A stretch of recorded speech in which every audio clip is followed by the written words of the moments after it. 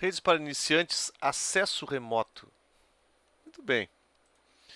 Então, o acesso remoto foi a principal, olha só que interessante, motivação para o projeto ARPANET, precursor da internet atual. O que os caras buscavam naquela época? Acessar computadores que estavam dispersos geograficamente dentro dos Estados Unidos, nas universidades, institutos de pesquisa, que era um recurso raro, né? E caro também, um alto custo para deslocar os pesquisadores até esses computadores. Então essa era a ideia, né, inicial. O acesso era por terminal remoto, utilizando modems e linhas telefônicas. Muito similar ao processo de linha de escada, de dial-up, né? E o protocolo, que pode se considerar o primeiro protocolo, não exatamente como a gente usa hoje, né, mas conceitualmente, que é emulador de terminal. O que vem a ser isso? Aqueles supercomputadores lá tinham terminais conectados, né? E aí, com o uso de modems, uma pessoa tivesse remota, desde que tivesse um modem e uma linha telefônica, podia também conectar aqui. Por isso chama-se emulador de terminal, porque tu não está diretamente conectado a esse supercomputador aqui, tu está num terminal remoto. Ok? Então aqui um exemplo, né? Terminal da Digital VT100. Até hoje essa emulação aqui é usada para o padrão de caracteres, né, de interação com o terminal. Aqui um banco de modems para ligações em dial-up. Então cada modem numa linha telefônica, certo? Uma zoeira aí, mas era assim, funcionava dessa forma. O que evoluiu aí em relação ao acesso remoto, né? Pensando na parte de redes, obviamente. A forma de acesso mais comum hoje em dia é por meio do protocolo SSH, Secure Shell, em Linux, desde que o servidor seja em Linux, né? Obviamente. Se o sistema for em Windows, muito provavelmente vai se usar o protocolo RDP, Remote Desktop Protocol. É o acesso de trabalho, né? A trabalho de área, o acesso à área de trabalho remota. Outros protocolos também nesse estilo aí, como o VNC e suas variações também são bastante usados.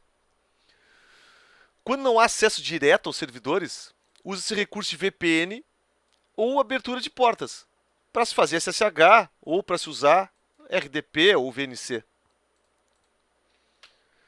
Em caso de um endereço IP dinâmico, então, por exemplo, na minha casa eu tenho um IP que varia.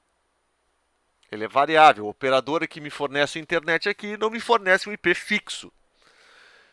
Como é que eu vou descobrir qual é o endereço que eu estou se eu tenho que anunciar para alguém acessar? Aí tem serviço como esse aqui, NoIP, que tu registra a partir de uns scripts, até no próprio equipamento que proveu acesso. Aqui eles têm um VNC em funcionamento, né, com acesso a um Windows. Mas esse serviço aqui. Então tu cadastra, por exemplo, ó, algo do tipo, sei lá, minha casa ponto zapteo.org. Então esse endereço aqui, minha casa zapto.org, ele vai ficar toda hora atualizando o IP dinâmico que está sendo recebido na minha residência. Então, ao acessar minha casa zapto.org de qualquer lugar do mundo, vai cair nesse IP aqui e aí se faz o acesso. Isso é muito comum, certo? O uso desses recursos de DNS aí, dinâmicos. Muito bem. Então, outras formas que tem, né, de acesso remoto são muito populares aí para fazer suporte, principalmente, né? São TeamViewer, Ndesk, Remote PC e outras várias. Inclusive o VNC também entra aqui, né? Como é que funciona isso? Então eles utilizam protocolos proprietários, no caso desses caras aqui, e serviços em nuvem para prover acesso. Então basicamente você vai ter um cliente que vai fazer por meio da nuvem desses serviços aí, o acesso a uma máquina sem precisar abrir porta nenhuma, sem precisar fazer nada além de simplesmente instalar um cliente. Então são muito usados para, né, para suporte remoto. Aqui tem o exemplo do TeamViewer. Então se instala esse cliente do TeamViewer aqui. Claro que tem os controles de senhas, né? Uma identificação. E aqui, por exemplo, teria a criação de uma sessão ou esperar uma sessão. Esperar a sessão, alguém ia conectar aqui e teria acesso a esse sistema operacional. E criar a sessão, tu farias acesso a um sistema operacional, desde que tu tenha o ID, né? Esse ID ele é criado aqui. Então tu botaria essa identificação aqui e dá um Connect Partner, por exemplo. Tu conectaria e teria acesso à área de trabalho de uma máquina remota. Então, isso aqui é muito, muito utilizado hoje em dia. Muito bem.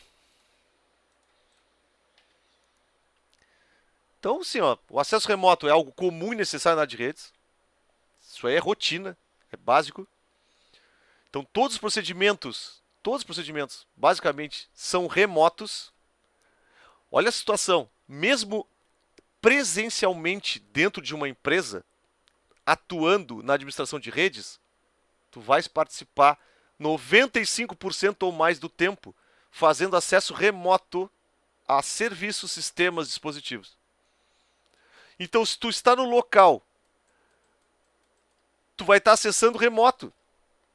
E se tu estiver em casa, não vai fazer diferença nenhuma. Então, o trabalho remoto na área de redes é rotina, é comum. É fácil migrar para o trabalho remoto. Então, a localização geográfica do administrador não influencia nada no trabalho. Certo? Grande parte do trabalho feito na administração de redes. E isso tem acontecido, pessoal, desde os anos 80. Usando modems para acessar remotamente redes, acessar servidores, SSH, Telnet. Isso é comum.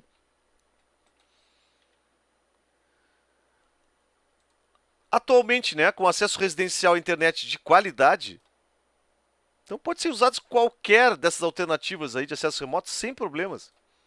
Seja VPN, seja TeamViewer, seja SSH, porque o consumo de banda é muito baixo, né? Então, desde que esteja disponível um link de internet qualquer, do mais simples possível, torna-se possível o trabalho remoto sem problemas. E outra, o acesso por SSH já é suficiente para grande parte do trabalho. Principalmente quem trabalha com Linux aí. Seja em nuvem, ou seja em qualquer lugar. Então imagine só um cenário. Os servidores estão em nuvem. Certo? Onde estão esses servidores? Não sei. Se eu estou na empresa presencialmente trabalhando nesses servidores, eu já estou remoto. Não é?